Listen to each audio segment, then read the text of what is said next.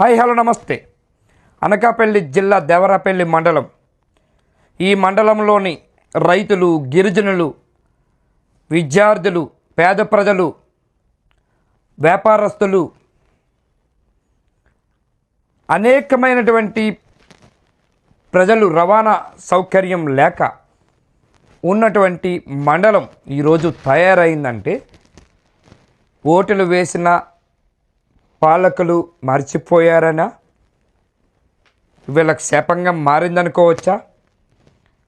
Time to time పన్నులు కడుతూ తినే దగ్గర నుంచి అన్ని విధాలుగా పన్నులు ఎప్పటికప్పుడు కట్టి ప్రభుత్వాల్ని మేపటం మేము చేసిన పాపమా?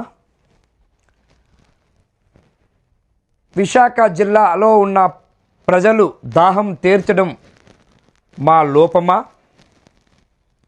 150 కోట్ల రూపాయలు బకాయి పడ్డ జీవీఎంసీ అధికార యంత్రాంగం రైవాడ రిజర్వాయర్కి బకాయి పడినా అడగకుండా ఉండటము మా శాపంగా తయారయ్యారా?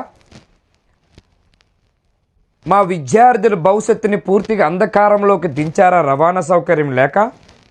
దీనికి ఆద్యులు ఎవరు? ప్రభుత్వాల, అధికారుల, నాయకుల, జీవీఎంసీ కమిషనరా, జీవీఎంసీ మేయరా?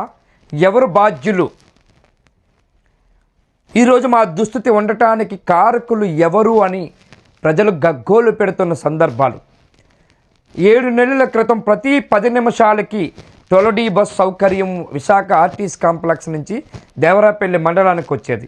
ఈ దేవరాపల్లి మండలాన్ని కానుకొని ఒక పక్క కోటపాడు మండలం, మాడుగుల నియోజకవర్గం, మరోపక్క ఎస్కోట నియోజకవర్గం, విజయనగరం జిల్లా వేపాడ మండలం, కొత్తవలస మండలం, అనేకమైనటువంటి రైతులు, గిరిజనులు, విద్యార్థులు ఉన్నటువంటి ప్రాంతం.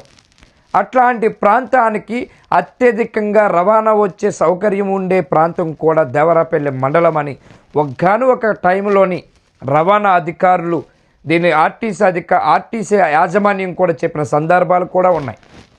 అట్లాంటిది ఈరోజు 7 నెలల క్రితం గతం, ఈ 7 నెలల తర్వాత మా పరిస్థితి అంధకరంగా మారిందని ప్రజలు గగ్గోలు పెడుతూ ఉన్నారు. ఇదంతా ఒక ఎత్తు అయితే, ఆ వంతున కట్టడానికి వేసినటువంటి శిలాఫలకాలు 2 నెలల క్రితం శిలాఫలకం వేశారు కానీ మా పనులు మరిచారని చెప్పి ఈరోజు విద్యార్థులు కూడా గగ్గోలు పెడుతున్నారు, అడుగుతున్నారు. రాజకీయ నాయకులు వస్తారు, వెళతారు, పోతారు, వాగ్దానాలు చేస్తారు, శిలాఫలకాలు వేస్తారు.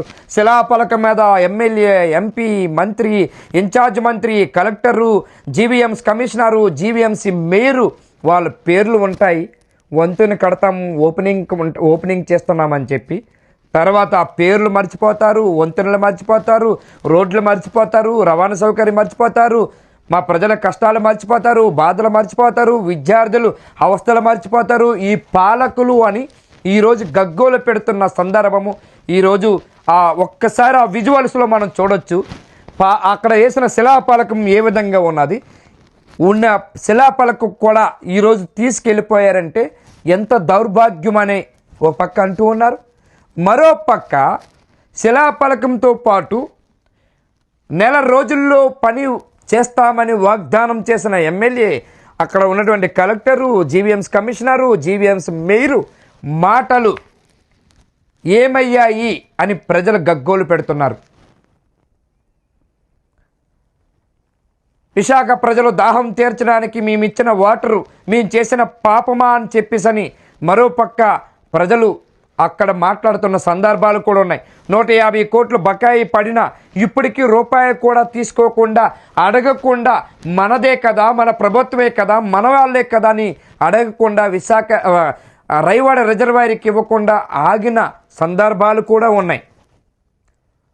అందులో కనీసం 1000 కోట్ల రూపాయలు విశాఖ జీవీఎంసీకి వస్తున్న దాంట్లో 1 కోటి రూపాయలు తీసి మా వంతెన కట్టి మా పేద ప్రజలు, మా రైతులు, మా వ్యాపారస్తులు, రైతు పండించిన పంట గిట్టుబాటు ధర లేక, రవాణా సౌకర్యం లేక ఇబ్బందులు పడుతున్నాం.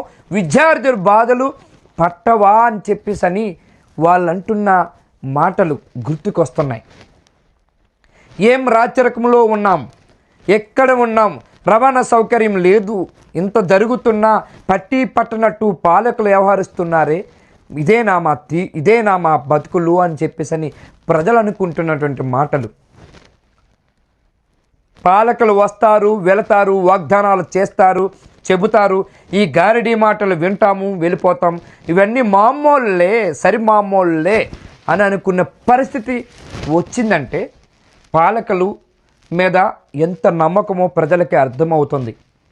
ఓట్లు వేసేటప్పుడు 1000కు 100కు అమ్ముడిపోయి, బిర్యానీకి అమ్ముడిపోయి, మేము వేసిన ఓటుల వల్ల వీళ్ళు పాలకులు పెద్దోళ్ళు అవుతున్నారు, మీ పరిస్థితి దిగజారిపోయింది, మేము చేసిన పాపమే అని చెప్పి ప్రజలు అనుకుంటున్నారంట. ఎస్, ఏదేం జరిగినా జరుగుతున్న పరిణామాలు, అక్కడ ఉన్నటువంటి బాధలు, ఆ రైతులు, ఒక పక్క రైతు కూలీలు, మరోపక్క గిరిజనులు, విద్యార్థులు, పేద ప్రజలు, వ్యాపారస్తులు పడుతున్న బాధకి ఇప్పుడైనా మోక్షం కలిగించండి, రోడ్లు వెయ్యండి కమిషనర్ గారు, ఎమ్మెల్యే గారు, జీవీఎంసీ మేయర్ గారు అని అభ్యర్థిస్తున్నారంట. 2 నెలలు శిలాఫలకం వేసి మమ్మల్ని ఉట్టినే మర్చిపోయారని చెప్పి అక్కడ అనుకున్నటువంటి సందర్భాలు కూడా ఉన్నాయి. ఎస్, ఏం జరిగినా పాలకులు మర్చిపోకుండా పేద ప్రజలకి, అణగారిన వర్గాలకు, రైతులకి, అట్లాగే రైతు కూలీలకి, గిరిజనులకి అండగా ఉండవలసిన ప్రభుత్వాలు, యాజమాన్యాలు, జీవీఎంసీ కమిషనర్ వెంటనే కలగజేసుకొని మా రోడ్డు, మా వంతెన కట్టండి అని చెప్పేసి విన్నపించుకున్న సందర్భాలు కనబడుతున్నాయి. ఇదే విషయం పైన అసలు రోడ్డు 2 నెలల క్రితం శిలాఫలకం వేసి రోడ్డు మరిచిన పాలకులు, ఒక పక్క జీవీఎంసీ అధికారులు, జీవీఎంసీ కమిషనరు, జీవీఎంసీ మేయరు, స్థానిక శాసనసభ్యులు నెల రోజుల్లోనే ఏదైతే కడతామనే హామీ ఇచ్చి ఆనకట్ట కట్టి మళ్ళీ రవాణా సౌకర్యం కల్పిస్తామన్న మాటలు ఏమయ్యాయి?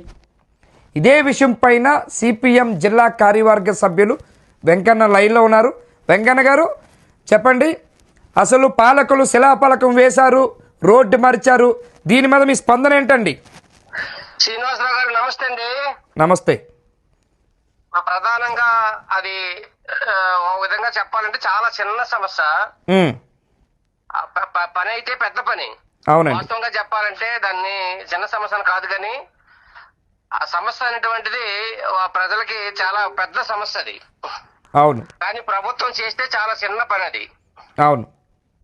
పెద్ద సమస్య చిన్న పని, కానీ ప్రభుత్వం ఇంత చిన్న పనిని కూడా చేయలేనటువంటి నిస్సాయి స్థితిలో ఉంది. ఎందుకంటే ప్రధానంగా దేవరాపల్లి వెళ్ళాలంటే ప్రతి పావు గంటకి ఓ బస్సు ఉంది విశాఖపట్నం నుంచి.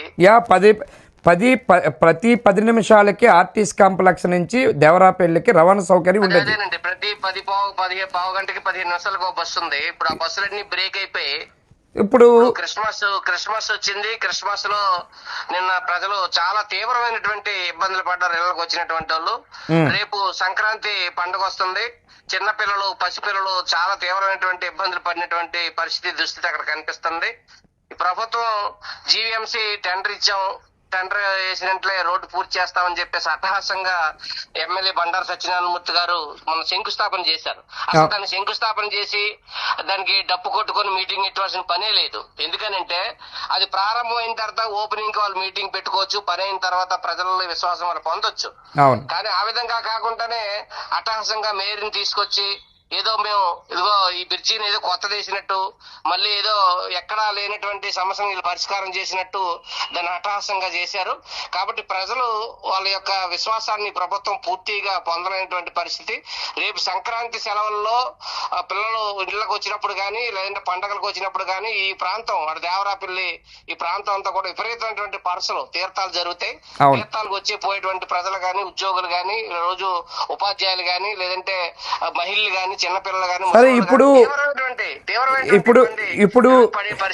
ఇప్పుడు యాక్చువల్గా ఇప్పుడు మనం ఏదైతే వంతెన కడతామని చెప్పినటువంటి ఈ పాలకులు ఏదైతే శిలాఫలకం వేసి ఓపెనింగ్ పెట్టుకున్నారో, జీవీఎంసీ కమిషనరు, జిల్లా కలెక్టర్లు, విశాఖ మేయరు, ఎమ్మెల్యే, స్థానిక శాసనసభ్యులు అందరి సమక్షంలో జరిగినటువంటి ఇది శిలాఫలకం కూడా ఈరోజు అక్కడి నుంచి తీసేశారు.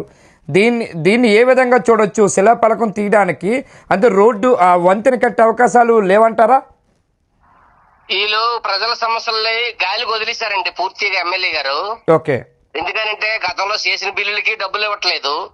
దీనికి కూడా ఒక టెండర్ పిలిచారు. టెండర్ కోటేశ్వరరావు అనేటువంటి ఒక ఆయన టెండర్ ఇచ్చారు. ఆయన చెప్తుంది ఏంటంటే ప్రభుత్వం డబ్బులు ఇవ్వదు మేము పని చేస్తే, కాబట్టి నేను అందుకే పనులు మొదలెట్టట్లేదు. వాళ్ళు శంకుస్థాపన చేసుకుంటారా ఏం చేసుకుంటారా వాళ్ళ ఇష్టం, కానీ మాకు ముందు డబ్బులు ఇస్తేనే మేము పని చేస్తామనేటువంటిది కాంట్రాక్టర్లు అందరూ కూడా ఈ రోజు. సరే, మరోపక్క 150 కోట్ల వరకు కూడా రైవాడ రిజర్వాయర్కి బకాయి పడిన, అంటే దాహం తీర్చడానికి రైవాడ నీటిని పంపిస్తే కనీసం అందులో ₹1 కోటి ఖర్చు పెట్టి పేద ప్రజలకి వంతెన వేయలేని దుస్థితి ఉందంటారా జీవీఎంసీ దగ్గర డబ్బులు లేకపోవడం ఏం లేదండి. డబ్బులు లేకపోవడం కాదు, వాళ్ళకి కావాల్సిందే.